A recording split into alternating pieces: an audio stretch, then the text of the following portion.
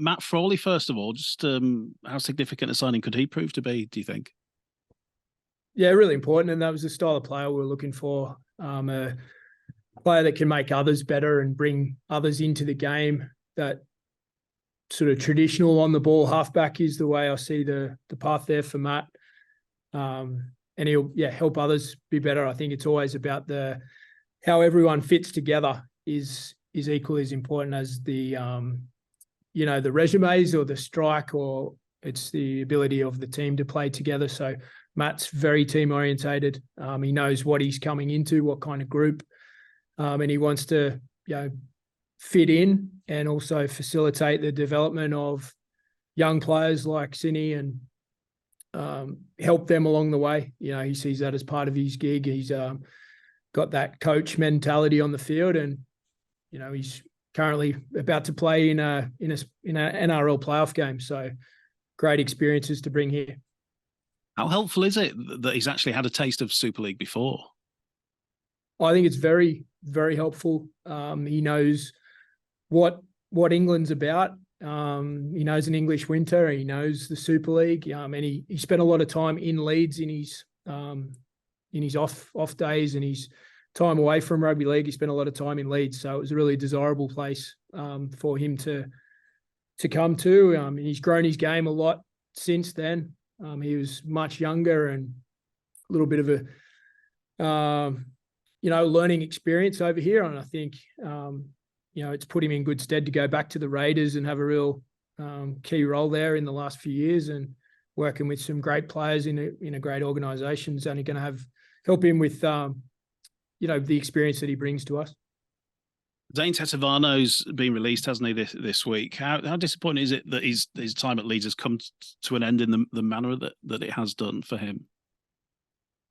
Yeah, we talk about it, in sports, about you don't always get to choose how you finish at a club, and in his situation with a pretty unusual, uncommon medical issue, it's disappointing.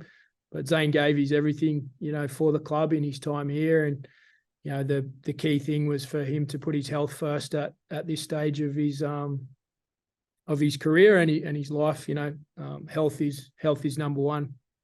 Was there ever a chance, even a slim chance, that he might have been able to pull the boots back on this, and whatever he goes on to do, is there a chance that he might be able to play again?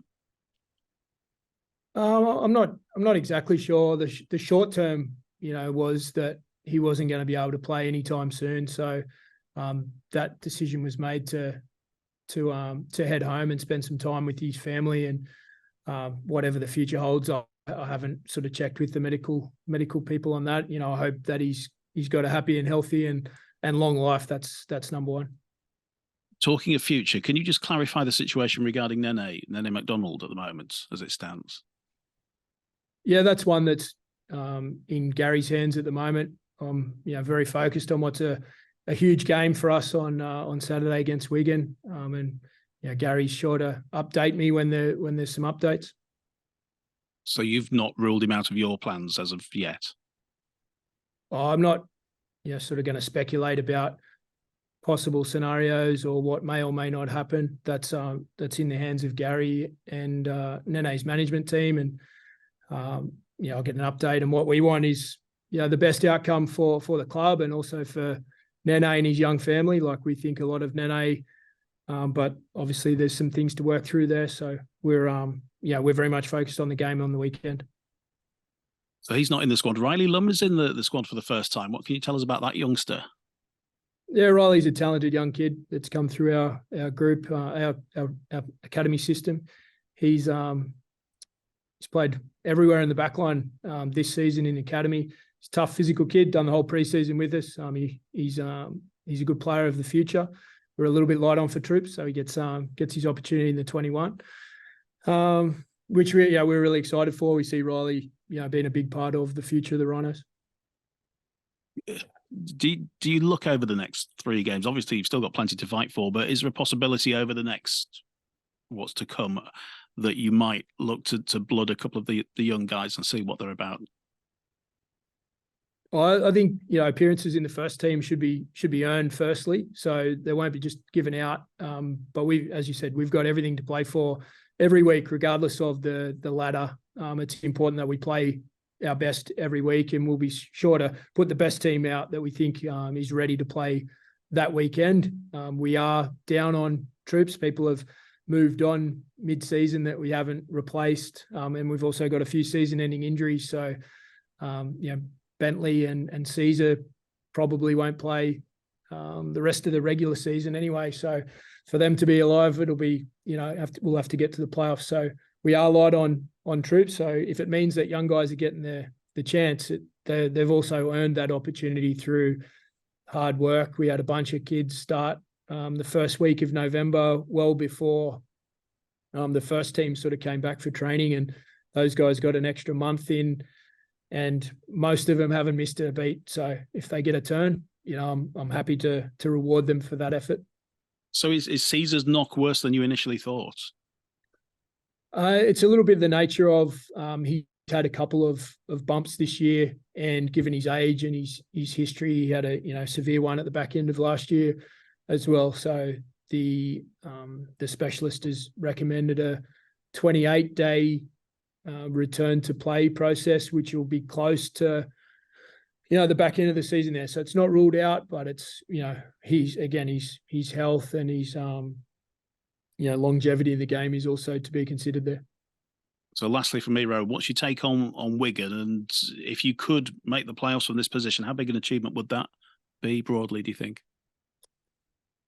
Wigan are a fantastic team, well coached and threats across the board. And I haven't seen their 21 just yet, but they're very, very close to full strength as well. So they're playing well. Got strike everywhere, well coached. So it's going to be a really tough challenge for us, but one that we're excited about taking on with our young crew. They've banded together well, and last weekend's performance was a step forward and some confidence out of that for some young guys.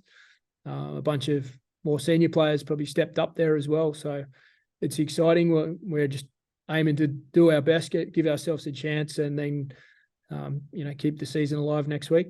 Harking back to the Nene situation, it's obviously caused quite a bit of interest. What are your personal views on that? Are you disappointed with what's happened? Obviously, he was expected back last week and didn't turn up. Do you feel a bit let down by that? I've just left that one for Gary to deal with. I'm not going to make any more comment about Nene's situation. Can you tell us if he's been in touch with the club? I heard earlier in the week that he hadn't been. Again, I'm not going to raise any more speculation around that. You've said that Sezer and James Bentley both could be out for the rest of the season. They're both obviously out of contract at the end of this season. We know Sezer's going. Do you know what the situation with Bentley is yet? Yeah, obviously Sezer secured his future a little while ago there with the West Tigers, which we're happy that he's done that on his path home back into Australian life.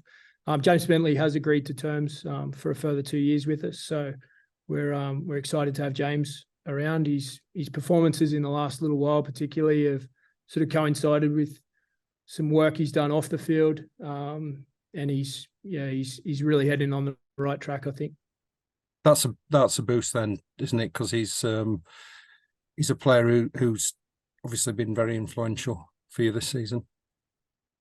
Yeah, James has always wanted to play for the Rhinos. I know his career here started a little rough last year. The suspension guidelines were very harsh last year. They've lightened off a little bit, and James has also improved in some areas. He competes hard, he plays hard. The boys all like him. I think his best footy is still ahead of him. So he's of that age where he's starting to work it out, and I expect a big 2024 from James. Does he impress you the way he's I don't know if knuckled down's the right word, but turned things around from that really dodgy start with the sending off, and then he seemed to be getting a lot of bans and was struggling with his discipline. He's not had any trouble like that for quite a while. At the back end of last season, he he performed really well on the field. He managed to get that fine balance right of competing hard and being aggressive, but also being effective. And he's done that most of this season. He's been a little interrupted with a knee injury at the start of the season. Probably didn't get into the flow of it until more recently, and then he suffered that significant head knock. So that one, is unfortunate timing because he's really starting to get some momentum. But James is a great competitor. He works hard and he's very committed towards the club for not the short and the long term now. Lewis Roberts is out of the squad for Saturday, I understand, and Corey Johnson come back in. What are Corey's chances of playing, and how bad's Lewis Roberts' injury? Yeah, Lewis did a little ankle injury, which will probably set him back for a few weeks. I think next week might be a bit early, but perhaps the week after. And Corey's right back in the mix. He's played a lot of games for us this year, and he has been unavailable the last couple with a bit of a knock. So he'll be back in the picture, and we'll finalise our team tomorrow. You were linked, or there was reports in the Australian media saying that Rhinos have been speaking to Brenko Lee's management, the Dolphins player. Any comment on that? I've been made aware that he's available, but we have had no discussions about Brenko joining the club, and that won't be happening. And just finally from me on another player, Liam Tyndall, I think his situation was he'd rejected a contract offer a while ago. Is that still the case? Do you know if there's any update on him? He's not going to be re-signed here. Whatever news will have to come from Tyndall or from whichever club that he's agreed to. But I believe that's been sorted for some period of time now. But that's not mine to break. You touched on earlier, mate, some of the strike weapons that we can have this weekend. How do you stop those game breakers when you are, coming up against the likes of Jay Field or a Bevan French? Yeah, we've got to do it consistently and together. You only have to go to sleep or miss an assignment once, and those guys can make you pay. So obviously, us having our fair share of possession and playing some good footy on our terms as well will make Wigan come out of their own end and reduce the number of opportunities that those fellas have. But they're a task for every team, something that we're excited about. Trying to shut down. Those guys are playing well, and the team's flying high. So it's a great opportunity for us to show what we can do defensively. Yeah, absolutely, mate. And it seems as though there's a few teams around the competition at the moment that are really struggling with a few injuries. How much is managing fatigue going into the end of the season?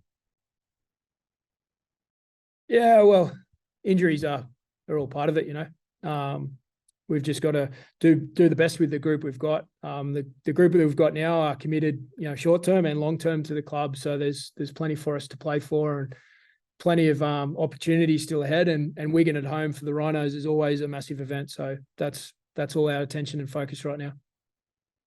David Fusitu'a, he's another one out of contract. Any news on Fuss's situation, whether he's likely to be staying?